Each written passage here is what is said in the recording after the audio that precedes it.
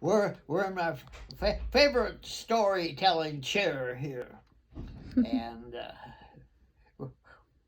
we were just talking. I was just talking to my granddaughter, to Kayla, and she said, "How about telling me the story about the fleas?"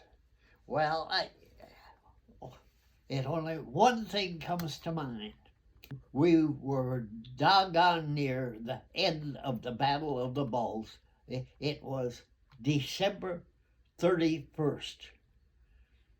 And I got word that I had 45 days, R and R.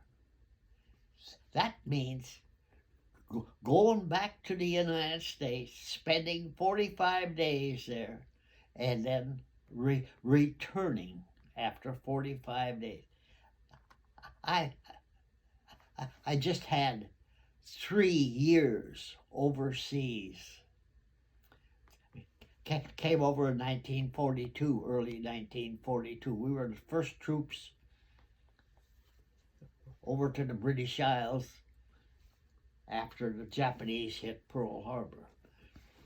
So that's a story there. So here I am at the end of the Battle of the Bulge, and they're wiping it up, and I take leave on a rickety old train down through Belgium, and there's wood seats down to Belgium, through France, to Le Havre. I gets in at Le Havre. It's a former submarine place for the Germans, where they launched submarines from. And they had these billets, quonsets, for all their servicemen. So our United States Army took over those things. I don't know what they're doing with them or anything at the time, but they took over. When I came in, they said that they had a bed for me in a certain Quonset, and I would have the first bed there. I'm coming from Belgium. It was dang cold up there, and long johns on, and lots of winter clothes. And I walk into that and turn the light on at 11 o'clock at night. And people waking up to, "Hey, shut the light off, shut the light off. Hey, what do you got the light on for? Shut the light off." I just got in from the Battle of the Bulge, and I'll shut the light off as quick as I get dressed for bed. So I got undressed for bed. So I'm just in my long johns, and I shut the light off and crawl into bed.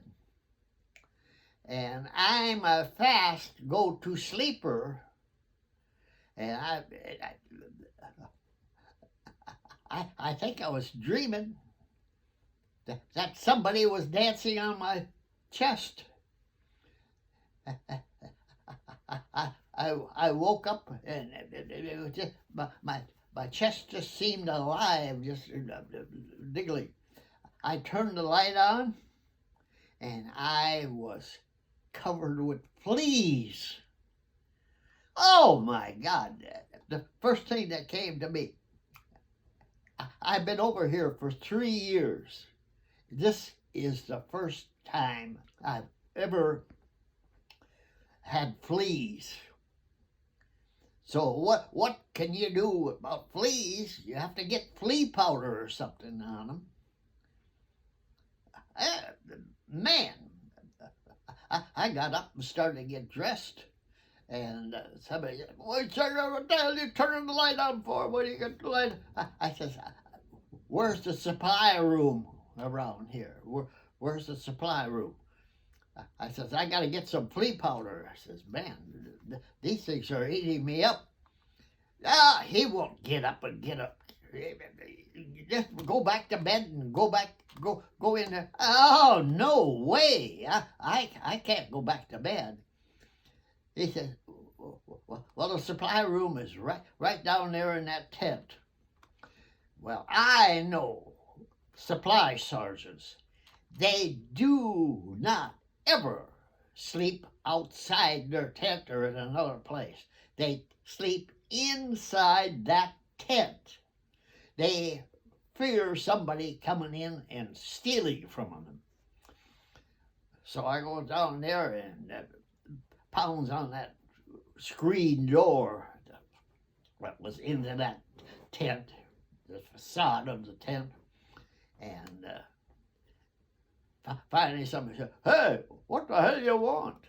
I just came in from the Battle of the Bulge. I says, my bed is full of fleas. I need some flea powder.